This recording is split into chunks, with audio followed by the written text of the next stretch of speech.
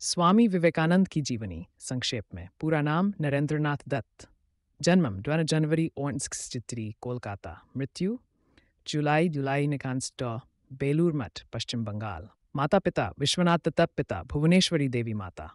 प्रसिद्धि युवाओं के प्रेरणा स्रोत, भारतीय संस्कृति के प्रचारक। स्वामी विवेकानंद भारत के एक महान संत, समाज सुधारक और विचारक थे। उन्होंने 1993 में अमेरिका के शिकागो शहर में विश्व धर्म महासभा में भारत और हिंदू धर्म का प्रतिनिधित्व किया और अपने पहले ही शब्द मेरे अमेरिकी भाइयों और बहनों से सबका दिल जीत लिया। उनके भाषण ने भारत की आध्यात्मिक शक्ति को पूरे विश्व के सामने रखा।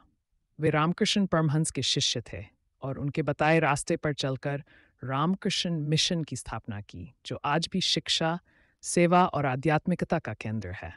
उन्होंने युवाओं को आत्मविश्वास, सेवा और देश प्रेम का संदेश दिया। उठो, जागो और तब